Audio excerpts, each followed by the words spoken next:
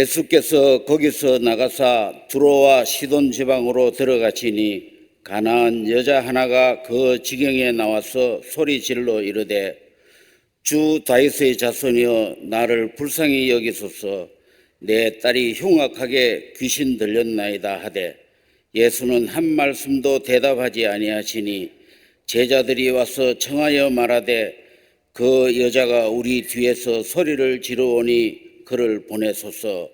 예수께서 대답하여 이르시되 나는 이스라엘 집의 잃어버린 양 외에는 다른 데로 보내심을 받지 아니하였노라 하시니 여자가 와서 예수께 절하며 이르되 주여 저를 도우소서. 대답하여 이르시되 주의 떡을 자녀의 떡을 취하여 개들에게 던짐이 마땅하지 아니하니라. 여자가 이르되 주여 올소이다마는 개들도 제 주인의 상에서 떨어지는 부스러기를 먹나이다 하니 이에 예수께서 대답하여 이르시되 여자여 내 믿음이 크도다 내 소원대로 되리라 하시니 그때로부터 그의 딸이 나으니라. 아멘.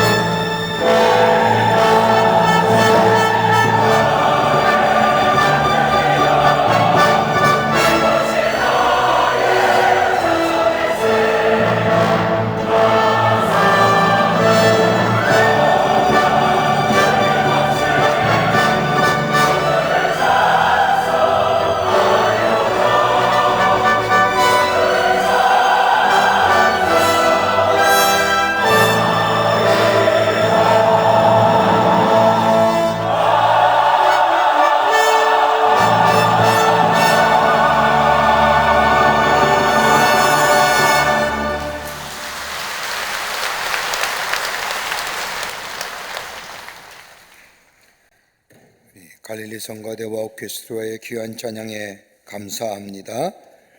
은혜 받았습니다. 고맙습니다. 이 세상에서 아마 기도가 필요치 않는 사람은 없을 것입니다.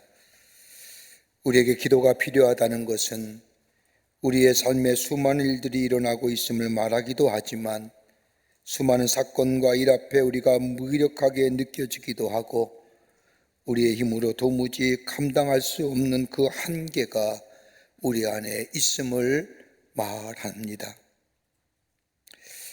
우리 인생의 여정 가만히 들어보면 그리 쉬운 일만 있는 것은 아니라고 봅니다. 삶의 절박함, 삶의 간절함, 그리고 때로는 어려움과 문제 앞에 좌절하고 절망할 수밖에 없는 우리의 삶, 한 번쯤은 다 가져본 적이 있을 것입니다. 그때마다 여러분 무엇을 하시는지요? 아마 많은 사람들은 기도할 겁니다. 특별히 예수 믿는 사람은 하나님 앞에 기도합니다. 그때마다 사람들은 말합니다. 기도한다고 해서 기도가 다 응답받느냐라고 얘기하지만 때로는 기도에 응답이 없다 할지라도 우리의 삶의 절박함과 간절함이 기도로 외쳐지는 외침이 없었더라면 그 삶은 아마 참다운 삶, 어둠의 삶 그 자체라 할 것입니다. 우리 하나님은 우리에게 기도하라 하셨습니다. 쉬지 말고 기도하라고 말씀하십니다. 이렇게 하신 말씀은 다름이 아니라 너의 삶 가운데 절망과 좌절과 문제와 어려움만 있을 때 기도하는 것이 아니라 삶의 편안함이 있을 때도 기도하라고 말씀하신 것입니다. 그러면서 우리 주님은 약속하신 것이 있습니다. 기도하면 반드시 들으시고 응답해 주시겠다는 겁니다. 로마서 8장 32절의 말씀을 보면 자기 아들을 아끼지 아니하시고 우리 모든 사람을 위하여 내어주시니가 어찌 그 아들과 함께 모든 것을 우리에게 주시지 않겠느냐라고 우리에게 말씀하신 말씀 읽을 때마다 얼마나가 위로가 되는지 모릅니다. 어디로 가야 할지 모를 때에, 아무런 도움의 손길이 없을 때에, 삶의 적막감과 침묵이 휘담아 우리 암 속에 두려움과 잿빛의 어두운 그림자가 드리울 때에 우리 주님은 다른 것보다도 먼저 기도하라고 말씀하십니다. 성경의 말씀을 보면 기도하라는 말씀과 더불어 응답의 역사가 많이 나옵니다. 하나님 어떻게 우리의 기도에 응답하실까요? 여러분, 기도의 응답은 내가 원해서 되고 원치 않아서 안 되는 것이 아니라 기도의 응답은 절대 하나님의 주권에 속한 겁니다. 응답하시고 안 하시고는 하나님의 뜻입니다. 하나님의 마음입니다. 그럼에도 불구하고 우리가 기도할 때에 하나님께서는 우리의 기도에 응답하지 않고는 견딜 수 없었던 일들을 성경 곳곳에 우리에게 말씀하시면서 기도하라고 우리에게 권면하고 계십니다. 오늘 우리가 읽은 말씀, 우리가 잘 아는 말씀 가운데 한 말씀입니다. 예수님께서 두로와 시돈 지방을 지나가실 때에 가나안 여인 하나가 나와 예수님께 자신의 딸의 병이 걸렸음을 고백하면서 고쳐달라고 부탁을 합니다. 이 여인은 이방의 여인입니다. 남편에 대한 언급이 없는 것을 보면 아마 남편을 잃어버렸거나 남편과 헤어져 사는, 홀로 사는 여인입니다. 그런데 이 여인에게 하나밖에 없는 딸이 귀신 들린 겁니다. 성경의 말씀을 보면 불에도 들어가고 물에도 들어가는 딸의 모습을 보면서 어미의 마음, 마치 인생 자체가 무너져버린 딸의 모습을 보아하는 이 어미의 삶, 그 자체가 비극의 삶입니다. 인생 자체가 망가지고 무너진 자녀의 모습을 보고 살아가야 할 우리 어미, 비극적인 삶 속에서 절구하며 예수님의 도움을 구하는 모습이 오늘 본문의 말씀에 기록되어 있습니다. 비극적인 삶 속에서 예수님께 나와 자신의 딸의 병을 고쳐달라고 하는 이 여인의 간구에 예수님이 응답해 주십니다.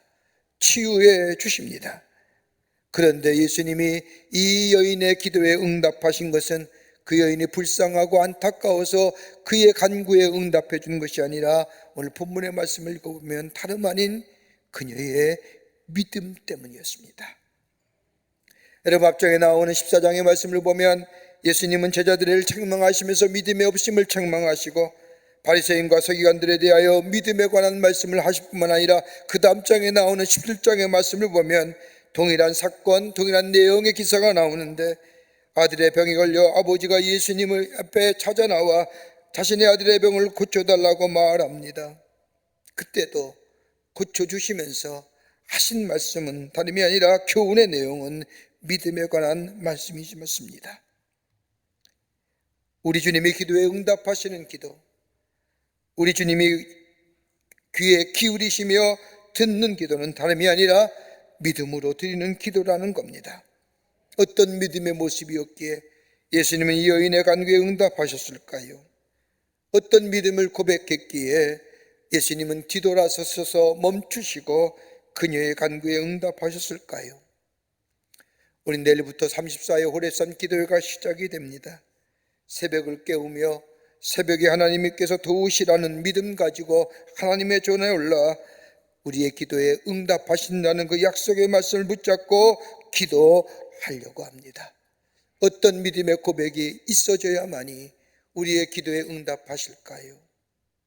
정말 정말과 절망과 좌절의 삶의 끝자락에서 여러분 새벽이라는 게 바로 끝자락입니다. 새벽에 도우시리라, 삶의 끝자리에서 하나님이 도우실 것이라고 하는 그 믿음을 가지고 올라와 기도할 때에 응답하시는데 그 길에 응답하시는 믿음은 어떤 믿음일까요? 오늘 본문의 말씀을 통해서 함께 말씀을 나누며 은혜 받기를 원합니다. 첫째는 바른 신앙의 고백 속에 드려지는 기도입니다. 내가 기도하는 대상이 누구인지를 정확히 알아야 됩니다. 그뿐 아니라 그분과 나와 바른 관계를 갖고 기도하며 드려질 때에 그 기도에 하나님이 우리에게 응답해 주신다는 겁니다. 오늘 마태복음 15장 12절 22절 말씀을 보십시오. 가난한 여자 하나가 그 지경에서 나와 소리질러 이르되 주 다윗의 자손이여 나를 불쌍히 여기소서 내 딸이 흉악하게 귀신 들렸나이다 라고 이야기합니다. 이 여인은 가난한 여인입니다. 이방의 여인입니다.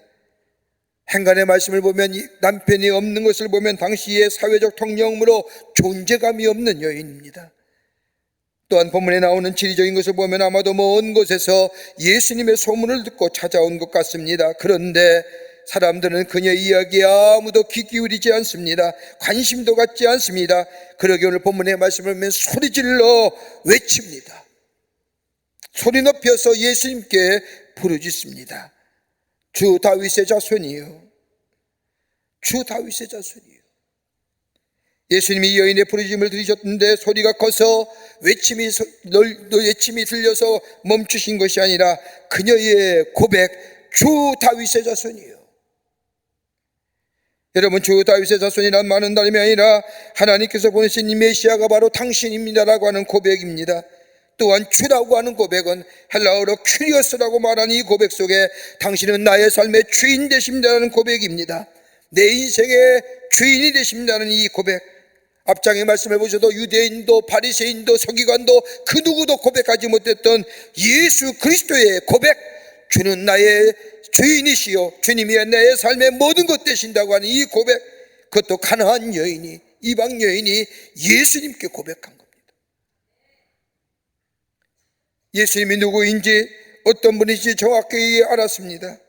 예수님은 하나님이 보내신 메시아가 되시며 예수님은 나의 구세주가 되시며 예수님이 나의 삶의 주인이 되십니다라는 이 고백, 예수님의 걸음을 멈추게 하신 겁니다. 또 오늘 본문의 말씀을 보세요. 예수님의 걸음을 멈추게 하며 뒤돌아보게 하셨던 또 하나의 이유는 오늘 본문의 말씀을 보면 예수님을 향하여 소리 지릅니다. 소리 지른다는 것은 헬라어로 크자제이라고 말하는데 계속해서 반복하여 진행형입니다. 주 다윗의 자손이여, 한 번만 외친 것이 아니라 주 다윗의 자손이여, 주 다윗의 자손이여, 계속해서 반복하여 예수를 향하여 자신의 신앙이 고백했다는 겁니다. 예수님이 나의 삶의 주인 되십니다. 예수님이 나의 삶의 전부가 되십니다. 나의 구원의 주가 되십니다. 한 번만 고백한 것이 아니라 지속적으로 고백했다는 겁니다. 주 다윗의 자손이에요. 이 여인의 소리가 크기 때문에 예수님이 가시던 걸음을 멈추시고 뒤돌아보는 것이 아니라 이 여인의 믿음의 고백, 주님을 향한 신앙의 고백을 들으시고 예수님이 가시던 걸음을 멈추셨다는 겁니다. 또 하나 있습니다. 예수의 걸음을 멈추게 했던 것은 이 여인이 고백했던 겁니다. 자신의 신앙을 고백한 후에 불쌍히 여기소서라고 고백합니다. 자신을 긍휼히 여겨달라는 겁니다. 여러분, 어떤 인생이 가장 불쌍한 인생인지 아십니까? 긍휼함을 얻지 못하는 인생입니다. 아파도 같이 아파할 사람이 없고 기뻐도 같이 기뻐할 사람이 없으며 슬퍼도 함께 슬퍼할 사람이 없는 사람, 여러분, 이처럼 고독한 사람이고 이처럼 안타까운 인생은 없는 거예요. 성경의 말씀을 보면 긍휼이란 단어가 무려 170번이나 사용되고 있음을 보게 됩니다. 여러분, 예수님의 마음이 가장 쉽게 움직이는 것이 있다고 한다면 긍휼함입니다. 예수님의 병 고치는 사역이나 이적의 표현을 보면 예수님이 꼭 기적과 이적을 드러나기 전에 하시는 말씀이 딱 한마디, 그를 보라보시고 긍휼히 여기셨도다. 이 여인은 다름이 아닙니다. 예수님을 향하여 신앙 고백하는 위에 긍휼히 여겨주셔서, 여러분, 중세의 수료자들이 기도의 내용을 보면 저들의 삶의 문제를 해결해 달라고, 어둠으로부터 빛으로 나가게 해달라고 이런 기도하지 않았습니다. 철저하게 기도는 그들의 기도는 주여 나를 불쌍히 여기소서, 주여 나를 불쌍히 여기소서. 여러분, 기도의 깊은 자리에 들어가면 우리의 기도가 다름이 아니라 주여 우리를 불쌍히 여기소서라고 기도할 수밖에 없음을 고백합니다. 여러분, 가만히 보십시오. 우리가 하나님의 자녀가 된 것이 내가 의로워서, 내가 자랑이 있어서, 무슨 공로가 있어서 하나님의 자녀가 된 것이 아니라 내 깊은 내면 속에 우러나는 내 삶의 모습, 죄인임의 불쌍한 존재. 그러기에 하나님 앞에 기도할 때에 마지막 기도의 가장 중요한 주여 나를 불쌍히 여기소서. 여러분, 바리새인과 세리의 기도를 가만히 보십시오. 바리새인은 성전에 들어오자마자 손을 번쩍 들고 자신의 의나 자신의 공로에 대하여 하나님 앞에 기도합니다. 그러나 바리새인은 저 성전의 뒤쪽에 앉아 아무 말하지 아니하고 수시간이 지난 후에 마지막으로 탄식 가운데 고백되는 기도의 한마디, 주여 나를 불쌍히 여기소서.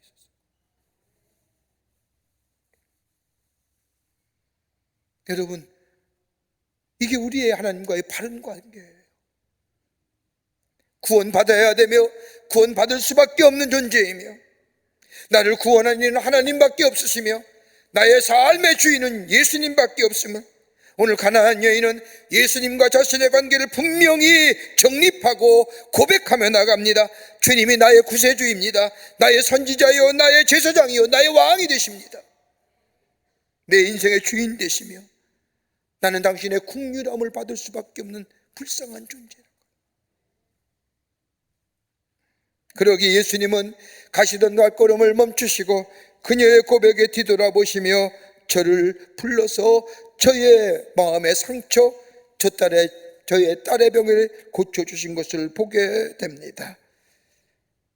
하나님 움직이신 것도 온 거예요? 다른 거 아니에요.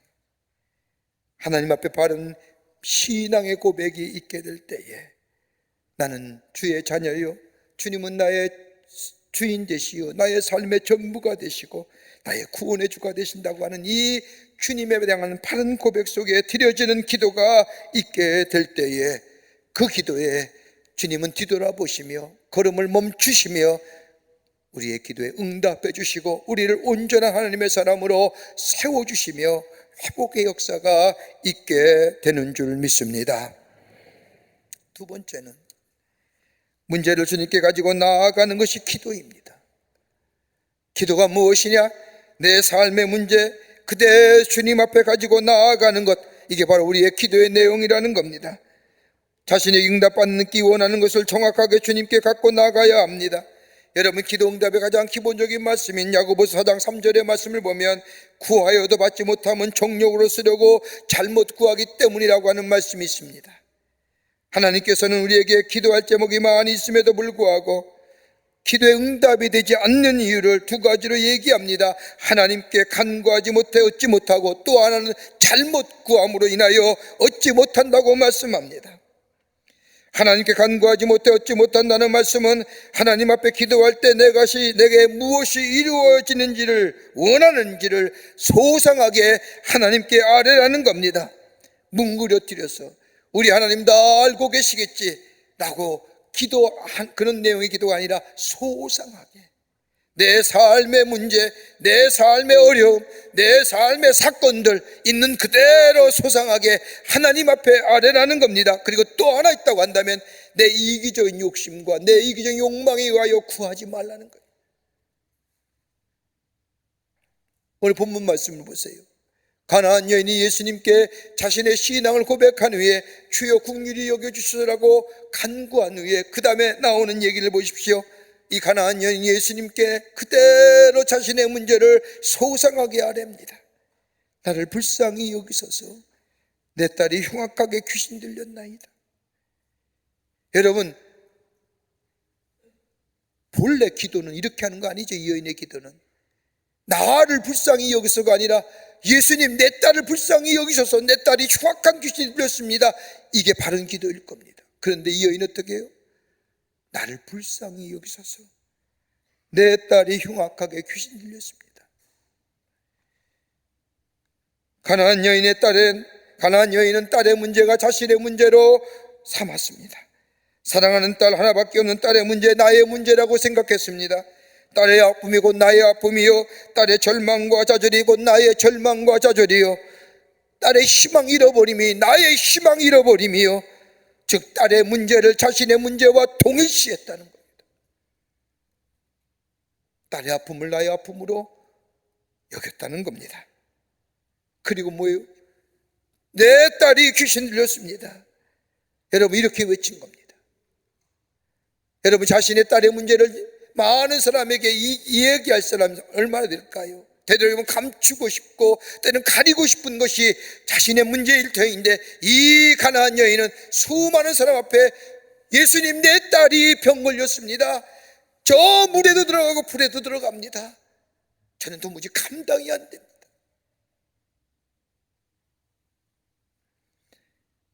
여러분, 귀신 들렸다고 하는 말은 흉악하다는 말, 카코스라는 단어 있는데, 이 말의 본래 의미는 도덕적으로 얻지 못할 때에 육체적으로 병이 많이 든 상태를 이야기할 때 이 카코스라는 단어를 씁니다. 다른 사람에게 얘기하는 겁니다. 내 딸이 도덕적으로 별로 좋지 않습니다. 더 나아가 육체로 병이 많이 든 상태입니다. 나는 감당치 못하겠습니다. 여러분, 이렇게 자신의 딸의 병을 많은 사람에게 얘기할 수 있는 사람이 몇 대일까요?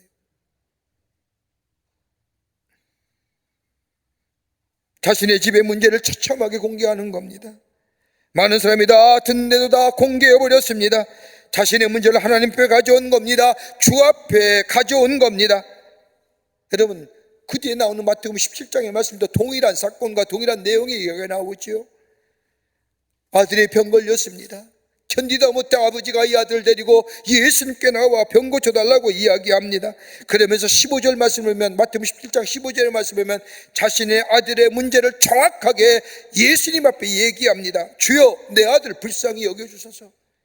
그가 간질로 심히 고생하는데 불에도 넘어지며 물에도 넘어집니다.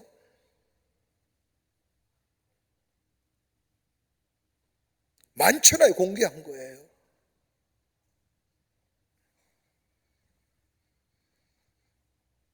여러분, 병에 걸리면, 우리 육체의 질병에 걸리면 의사 선생에게 찾아갑니다. 육체의 병이 들었는데 아무 딴 데 가서 자신의 병을 고쳐달라고 하는 사람은 없을 겁니다. 자신의 육체의 병을 고칠 수 있는 사람에게 찾아가 자신의 육체의 질병의 증상들을 그대로 소상하게 얘기하지 않습니까? 그러면 의사 선생은 진단하고 그리고 거기에 맞춰서 처방해 주지 않습니까? 여러분, 우리의 삶의 문제, 우리 안에 깊은 절망과 좌절의 문제, 때로는 분노의 문제, 어두운 잿빛 그림자 같은 정말로 우리가 감당할 수 없는 무거운 짐의 문제들, 여러분, 그거 누가 해결해 줄까요? 상담학자에 가서 얘기한들 그 문제가 해결될까요?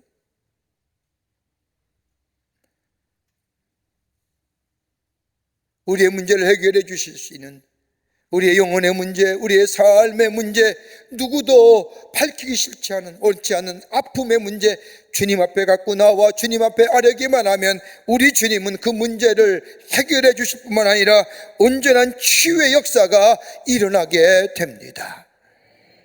문제를 갖고 나온다는 것은 문제를 주님께 내어드린다는 겁니다. 문제를 예수님께 갖고 나온다는 것은 문제를 예수님께 올려드린다는 겁니다. 그러면 그때부터는 내 문제가 아니라 주님의 문제가 됩니다. 응답이 되든 안 되든 그건 주님의 주권하에 속한 겁니다. 우리는 기도 주님께 내어 맡기고 기다릴 뿐입니다. 여러분, 베드로전서 5장 7절의 말씀을 보면 너희 염려를 다 주께 맡기라 이는 그가 너희를 돌보심이라고 베드로가 얘기합니다. 여러분, 베드로의 인생을 가만히 보십시오. 그가 예수를 만나고 부활의 주님을 만나기 전만 해도 자신의 인생은 자신애가 스스로 해결할 수 있다고 생각했던 자입니다.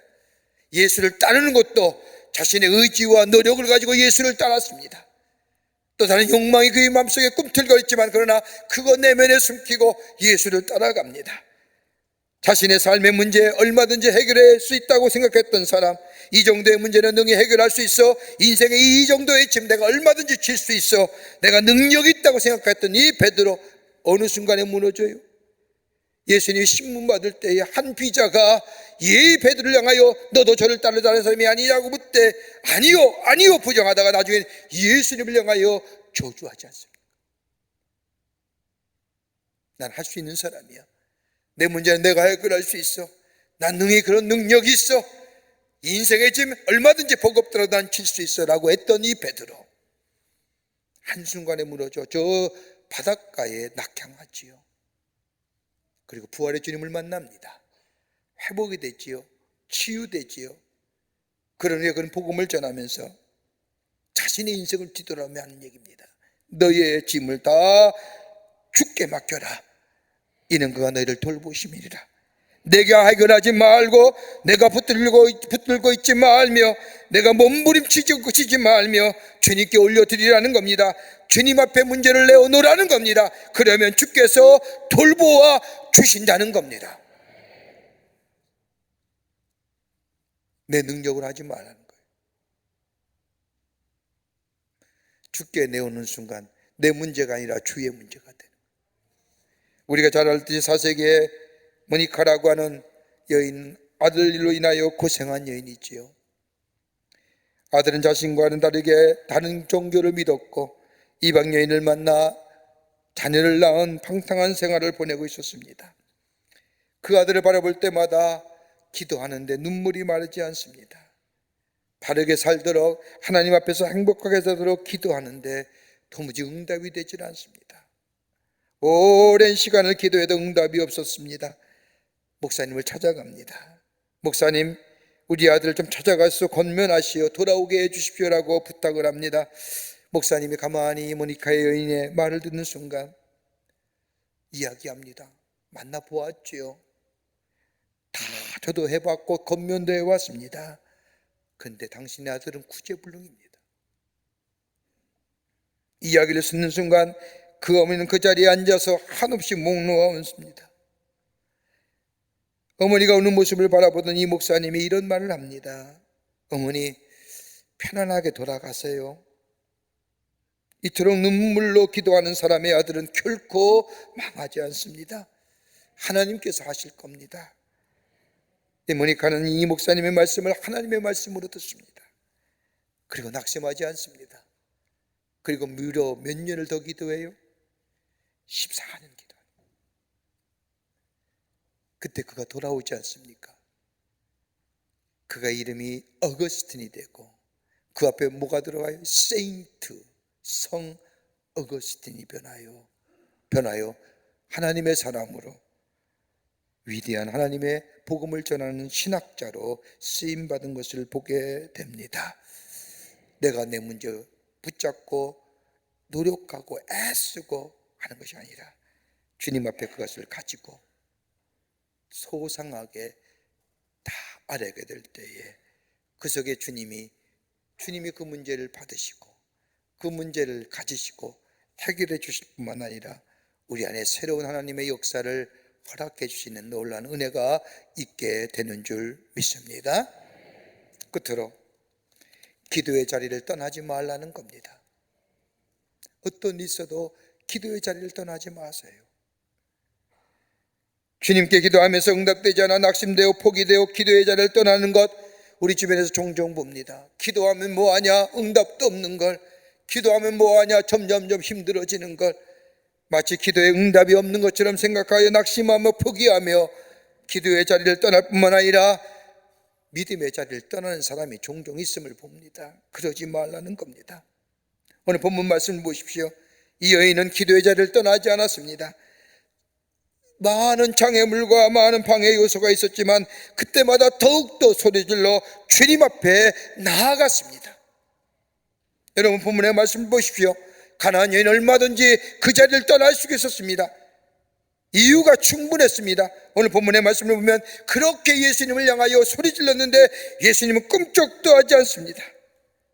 이 여인은 저 두로와 시돈 지방에 예수님이 지나가신다는 얘기 듣고 멀리 타 지방에서 예수님께 나아가기만 하면, 예수님 앞에 아뢰기만 하면 자신의 딸의 병이 고쳐줌을 믿음을 가지고 나와서 외쳤는데 우리 주님은 한마디도 응답이 없습니다.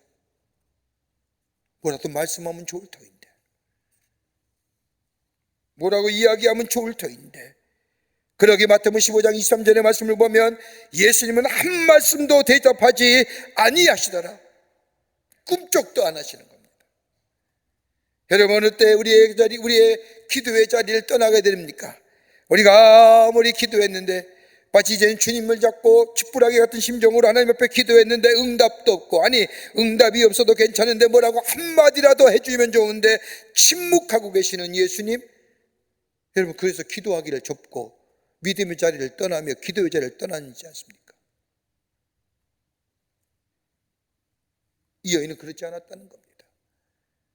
주님이 아마도 선택적 침묵하신 것 같아요. 이 여인은 더욱더 주님 앞에 어떻게 해요? 부르시지 않습니까? 다른 말로 하면 주님 앞에 더 다가가는 겁니다. 다윗의 자손 예수요, 나를 불쌍히 여기소서라고 더더욱 소리 질렀더라. 주님 앞에 더 나아갔다는 겁니다. 주님 앞에 더 엎드렸다는 겁니다. 기도했다는 거지요. 또 하나 이 여인이 기도의 자리를 떠날 수 있는 이유가 또 하나 있습니다. 제자들 보십시오. 그 먼 지방에서 자신의 딸의 병 때문에 예수님 찾아왔는데 다윗의 자손이여 불쌍히 여기소서라고 외쳤다고 한다면 적어도 옆에서 조금만 기다려봐라, 내가 예수님께 인도하겠다, 이 정도는 얘기했어야 되지 않습니까? 근데 뭐요? 소리지지 말아라. 네 딸만 아픈 거 아니다. 여기 있는 많은 무리들, 예수님을 따르는 수많은 사람들 다 자신의 삶의 절박한 문제 가지고 예수를 따르는데 너만 문제가 있는 것이 아니다. 방해하잖아요.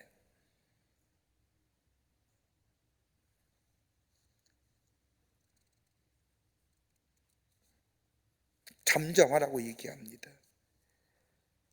여러분 우리의 기도의 자리에 막는 일들, 기도의 자리를 떠나가는 일도 어떤 걸까요? 주변에 들려오는 수많은 이야기일 겁니다. 기도해봤어. 기도해봤자 별거 아니야. 하나님 즉각적으로 응답하지 않아. 시간이 가면 저절로 해결돼. 여러분 가장 절박함과 좌절감 속에 하나님 앞에 기도하는 사람의 마음에, 그 마음의 공통점이 어떤 걸까요? 마음의 아픔이 고독이에요. 외로움이에요. 자신의 삶의 문제에 가장 절박한 문제를 가지고 하나님 앞에 기도하는 그 마음의 상태는요, 철저한 고독이에요. 외로움이에요. 적어도 제자들이 이 여인을 향하여 예수님 앞에 부르짖는 그 부르짖의 내용을 들었다고 한다면 기다려봐, 나도 기도해 줄게. 용기하며 격려 줘야 되는 거 아닙니까? 막습니다. 방해합니다.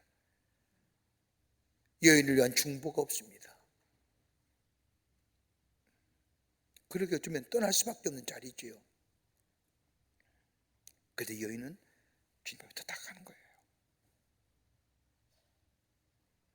또 하나 떠날 수밖에 없는 자리, 결정적인 게 뭐예요? 오늘 15장 26절의 말씀을 보면 이렇게 외쳤는데 예수님이 이 여인의 외침에 반응입니다. 26절에 대답하여 이르시되 자녀의 떡을 취하여 개들에게 던짐에 마땅치 아니하니라. 다른 말로 쉽게 표현하면 네가 그렇게 외쳐봤자 너의 기도에 들어줄 이유가 없어. 나는 유대인들을 왔지 이방인들을 위해 오지 않았어 라고 얘기하시는 것. 네가 아무리 절박하고 아무리 고통스럽더라도 내가 너의 기도에 너의 간구에 들어줄 이유가 하나도 없어 라고 하는, 나와는 아무런 관계없어, 상관없어.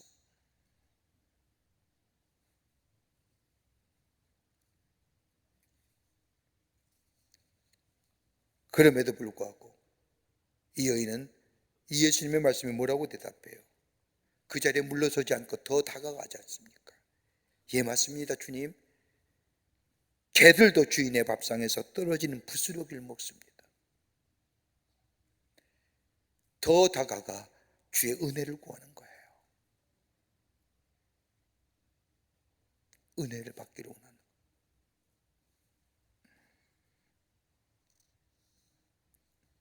여러분, 이 고백은, 이 얘기는 어디서 가능해요? 앞에서 믿음의 고백과 연관되는 거예요.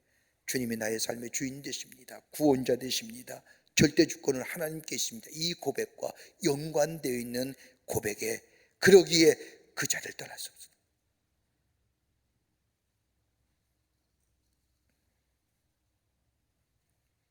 가치 있고 의미 없다고 하는 것에 이 여인은 아닙니다. 은혜 받기를 원합니다. 은혜 허락하여 주시옵소서라고 합니다. 사랑하는 성도 여러분, 우리 기도합니다. 기도하는 사람들입니다. 어떤 기도요? 믿음의 고백을 드리는 겁니다. 하나님이 나의 구원자요 주인 되십니다. 바른 믿음의 고백 속에 내 문제를 소상하게 우리 주님께 아뢰고, 그리고 기도 자리를 떠나지 않는 우리의 믿음이 될 때에 거기에 응답의 역사가 있고 우리를 치유하시고 회복케 하실 뿐만 아니라 온전한 하나님의 사람으로 이 땅에 살아가는 존재, 하나님의 백성으로 하나님을 높이며 살아가는 존재로 삼아 주시는 줄 믿습니다. 이 믿음의 고백들이, 이 믿음의 기도들이 우리 가운데 있어 매일매일 주의 응답의 역사를 경험하며 하나님을 높이는 저와 여러분 되시기를 주의 이름으로 축원합니다. 하나님 감사합니다. 저희를 사랑해 주셔서 하나님의 백성 삼으심에 감사합니다. 예수 그리스도의 십자가의 은혜로 주의 보좌로 나아가 하나님을 아바 아버지라고 부르며 기도할 수 있는 귀한 특권 주심에 감사합니다. 우리의 믿음의 고백이 바른 고백 속에 우리의 문제를 소상하게 주님께 아뢰일 뿐만 아니라 어떤 어려움과 어떤 역경과 어떤 시련이 오더라도 기도의 자리를 떠나지 않는 자가 되게 하여 주셔서 응답의 역사, 합력하여 선을 이루는 역사, 선하신 주의 놀라운 손길을 누리며 기쁨으로 감격하며 응답의 역사를 경험하는 저희들 되게 하여 주시옵소서. 성령이 도우시고 인도해 주실 줄 믿으며 예수님의 이름으로 기도하옵나이다. 아멘.